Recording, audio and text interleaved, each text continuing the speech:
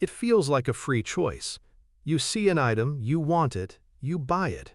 You believe you are the one in control. But what if that feeling of control is an illusion? What if the path you walk to that decision was designed? The truth is, your financial environment is not neutral. It has an architect. Every app, every website, every store layout is meticulously designed to guide you, not to the best choice for you, but to the most profitable choice for them. This is called choice architecture. This isn't about hypnosis or mind control. It's about exploiting predictable glitches in human psychology. They don't force your hand. They simply make the path to spending so easy, so frictionless that it becomes the most natural thing to do.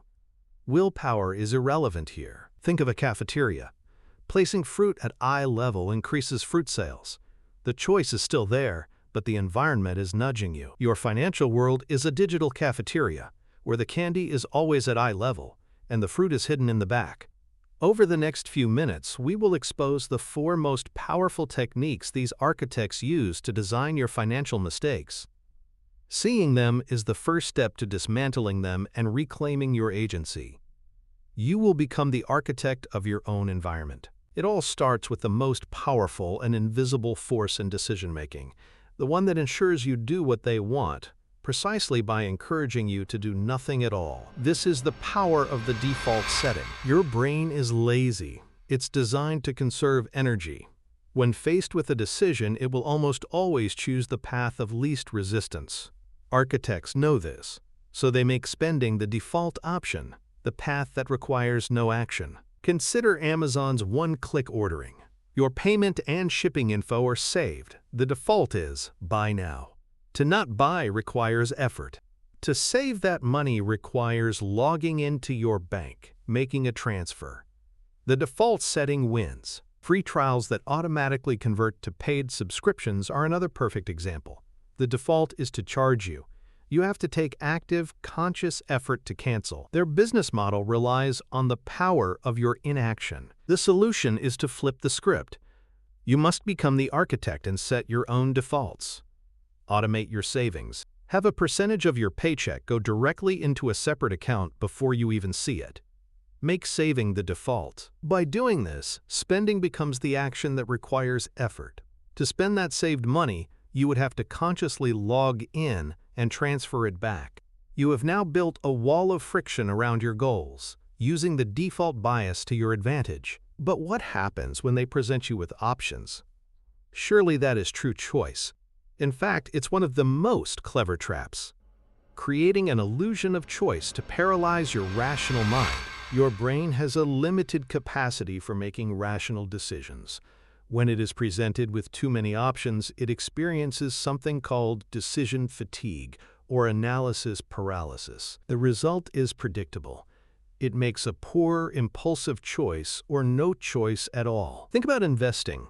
The sheer number of stocks, funds, and strategies is overwhelming. For many, the paralyzed response is to do nothing, leaving their money to be eaten by inflation. The complexity serves as a barrier. Retailers use this in a different way. They present a dizzying array of products and plans. A good option, a better option, and a slightly absurdly expensive, premium option. This isn't about giving you choice. It's about making the better option seem like the most logical. This flood of options drains your mental energy. After a long day of making decisions at work, you are far more susceptible to an impulsive purchase. The choice architects know that a tired brain is a profitable brain. To combat this, you must simplify your own financial life. You don't need 10 bank accounts. You don't need to track 50 stocks. Adopt a simple, proven strategy, like investing in a single, broad market index fund. Eliminate the noise, so they can guide you with defaults and paralyze you with options. But their most subtle tool has nothing to do with the choice itself, but with the words and images they use to describe it. This is the framing trap. The way a choice is presented or framed has a massive impact on your decision, even if the underlying facts are identical. Your brain doesn't just analyze data, it responds to stories and emotions. Marketers are masters of this. They don't sell a product, they sell a transformation. They don't talk about the cost, They talk about the small daily investment. Just the price of a coffee a day frames a large expense as a trivial one. This works because of loss aversion.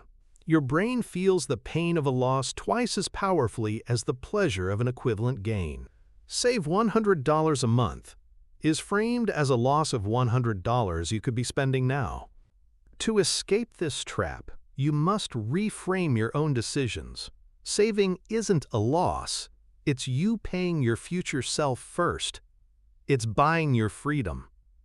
An investment isn't a risk. It's planting a seed for a future tree. When you are about to make a purchase, stop and reframe it.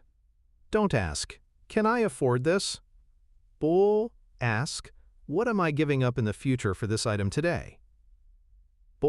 This changes the emotional calculus of the decision. Defaults, choice overload, and framing are the blueprints. But the final piece of the architecture is what makes it all work so seamlessly in the digital world. It's the deliberate and total removal of all negative friction. You are now aware of the architecture. You see that your financial mistakes are often not a failure of character, but a feature of the environment. Defaults guide you. Choice overloads paralyze you, and frames deceive you. The ultimate lesson is this: stop trying to win by having more willpower. That is a losing battle. Instead, win by becoming the architect of your own environment. A better system will always beat better intentions. Make saving the default. Simplify your choices to avoid paralysis. Reframe your decisions around your future goals. And most importantly, deliberately add friction to your bad habits. Delete the apps. Unsave your credit card. Give your brain a chance to think. You can now see the external architecture that shapes your behavior. But there is a deeper layer. The architects of the digital world are not just building paths. They are plugging directly into the most ancient reward systems in your brain. Your phone is not a neutral tool. It is a machine designed to harvest your attention by triggering the chemical that drives motivation and desire. To truly gain control, you must understand how this system turns your dopamine into their profit. That is the next level of this fight. If you are ready to see the weapon they are using against your brain and how to build your shield, click the video on your screen now.